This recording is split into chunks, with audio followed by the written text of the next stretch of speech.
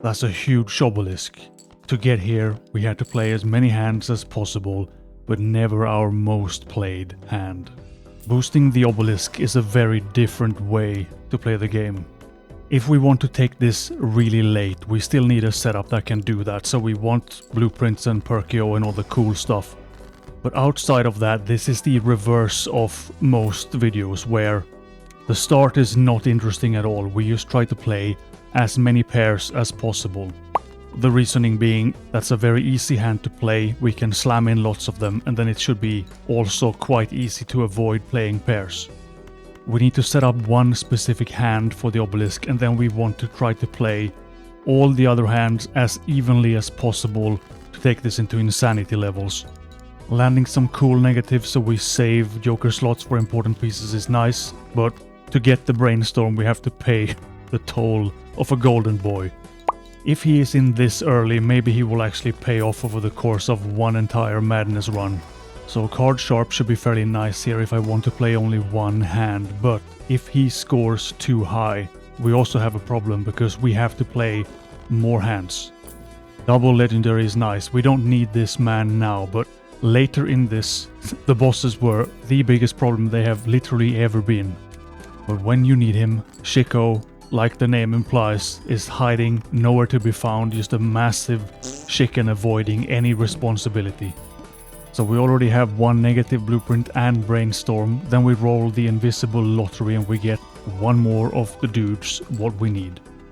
So this is the setup done. I played pairs until I find the obelisk in the shop, it just happened to be 66 pairs. Plus whatever extra I needed to score. But now we pick up the glorious sacrificial rock. A massive ominous structure with some magical scribbles all over it, perfect for sacrificing jokers that we don't need. But with this guy in the deck, now we have to go in 100% on never playing a pair again. It's the one banned hand. So a negative showman is never bad. It's very helpful, makes things nice and easy. But it's never optimal because we would have wanted this on something that we are 100% keeping. So if we had the chance to later throw away a showman for one more blueprint, things would have been perfect. A negative obelisk would also have been probably way cooler, but this is what we have. So the obelisk gets to carry the mid game, or at the very least pretend to carry the mid game, because it is of course boosted by 3 blueprints pretending to also be obelisks. And the invisible man also wanted to pretend to be an obelisk, so now we have 2. Hopefully we have some amazing rivalry between the two, so we can pick the cool winner and throw away the trash rock. There is absolutely not the faintest chance of a chance that that goes horribly wrong.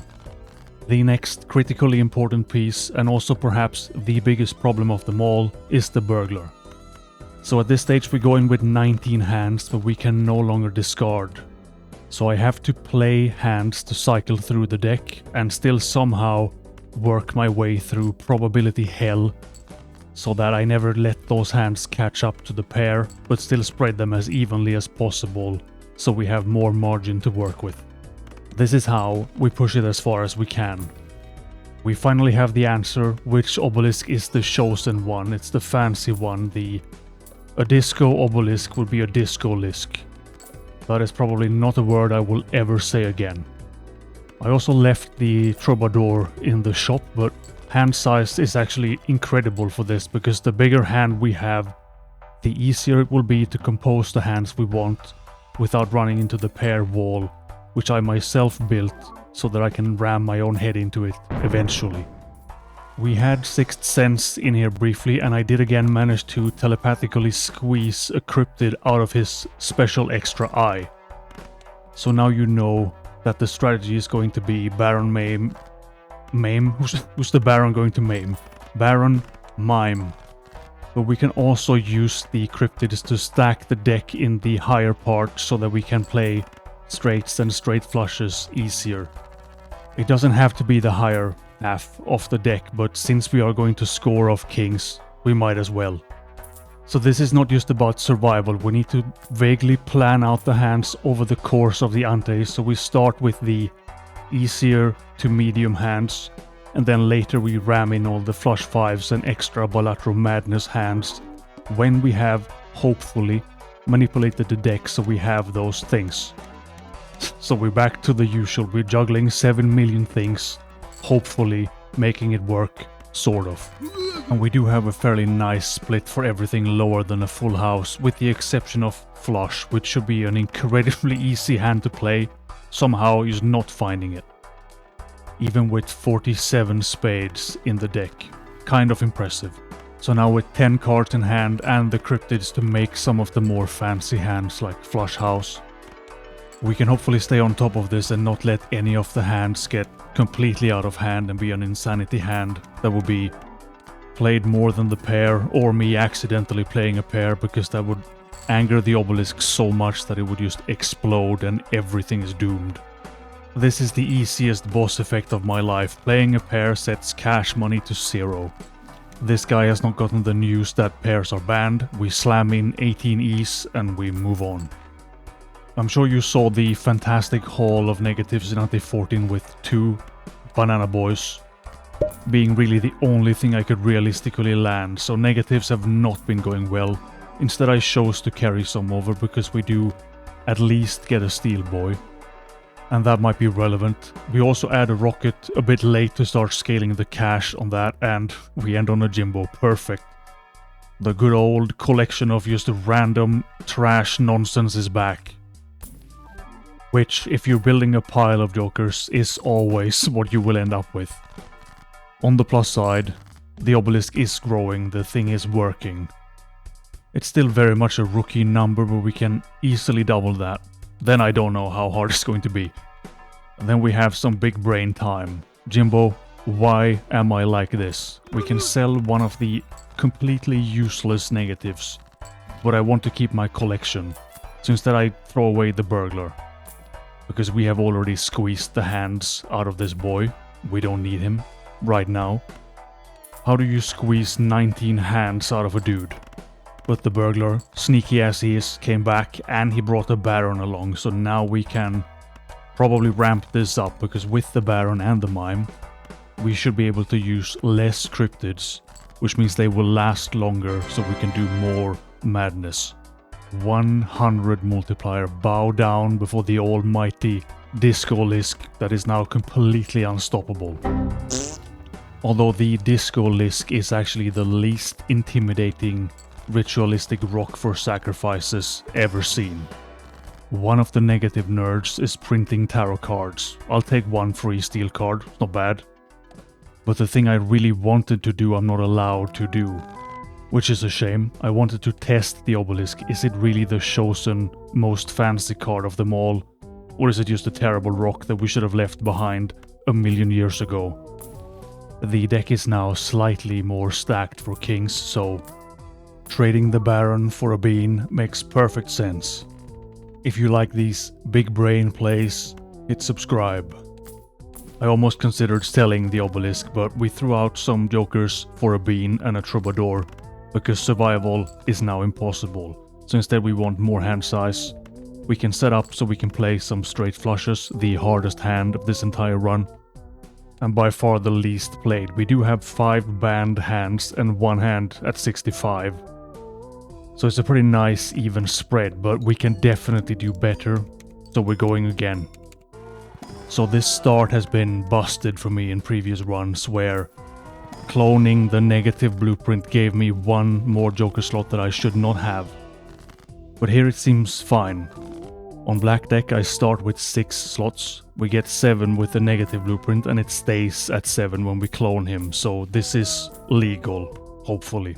So thank you big brain people with actual eyes that spotted this bug thing. It's caused by the Saturn mod, and using bugs is cool and all, but then I want to be clear that I'm using a bug and I didn't know. But now that we do know, maybe we can use it to break things even harder. If we want to double the 100 multiplier, that took 500 hands, so we are now on a quest to play 1000 hands that are not a pair. We also have to play more hands early, so burglar earlier, slap in many pairs, get a bigger margin. So now it's more likely that we run into a score wall rather than run out of hands to play. So we had Burglar since ante 9, and in ante 12 we have played 175 pairs. We have some negative tags that are supposed to make things easier, but in this run, setting them up on what I wanted was very hard. We get a Showman, making life slightly easier, Steel Boy, and Seance. Not a very good Joker, but in this case, actually had a part to play. A massive throwback at 1.75 multiplier and the negative Baron from earlier. So in both these cases, I wanted a Blueprint or a Brainstorm. When we got the Baron, there is a Brainstorm, but it's like 3.5 to 4 grand deep in a shop, so I let that one slide.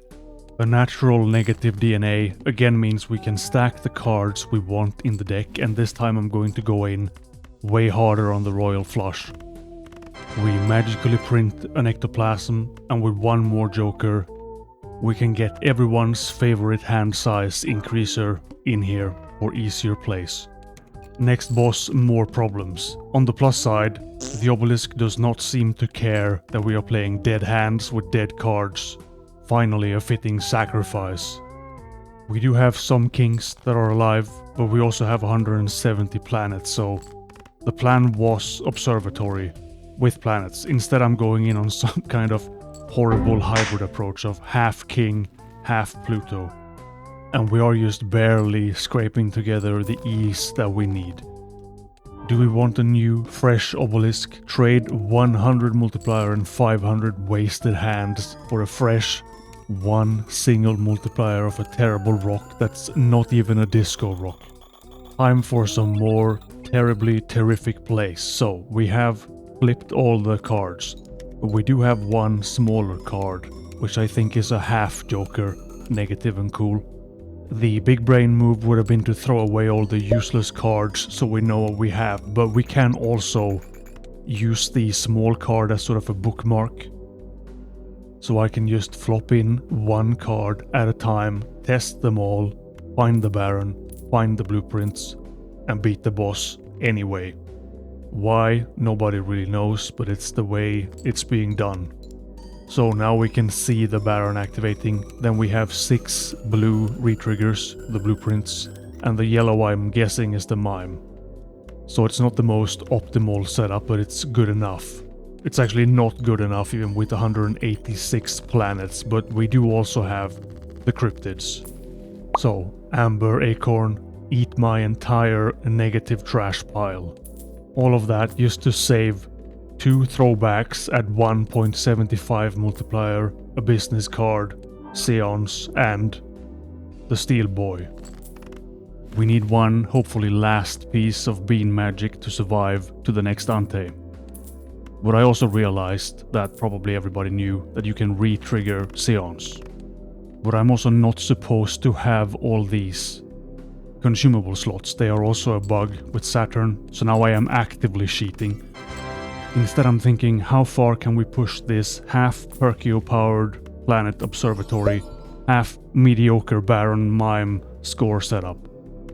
And even if I choose to cheat with this, the Seance gambling engine powered by illegal blueprints also has a cap.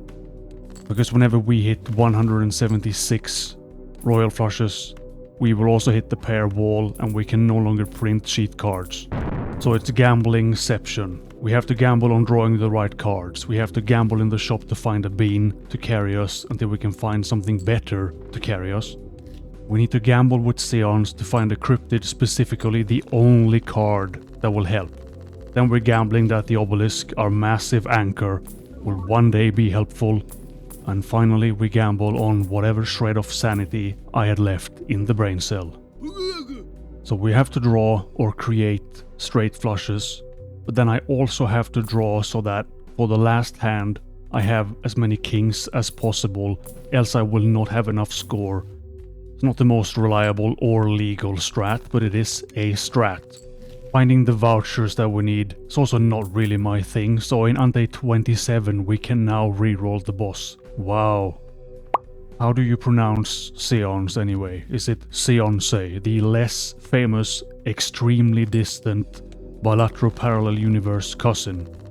Our glorious Lord and Savior, the sheet engine, to power a terrible rock. One more Joker slot is amazing, but what do we add? Now we need to dig for the glory of the Obelisk to find something useful. Eventually we land a blueprint, and the wheel hack of recycling the less cool blueprints has worked twice. 3 days later. 200 seemed like a pipe dream, and it might still be because it took a lot of sheeting, but we made a big cool number. I also started bringing a Justice card and saving the red seals and the aura cards so we can make a red seal disco glass card for just that extra little boost on the final hand. And when survival is hard, with the reroll voucher we can now go back to abusing the serpent. And this is the only boss that had a redemption arc. Bosses were way harder than any other run I've ever done. And only drawing 3 cards on the serpent makes it harder to play the cool calculated spread of hands that we need. Now the sheet engine has exploded, we are out of cryptids, so the blind doesn't really matter, we can't survive anyway.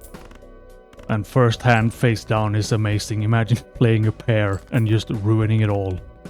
With the final hand, we have 1,362 hands played, all for the glory of the Obelisk, which has hit 233 multiplier. If you want more Balatro madness, here's a video you might like. Thank you for watching.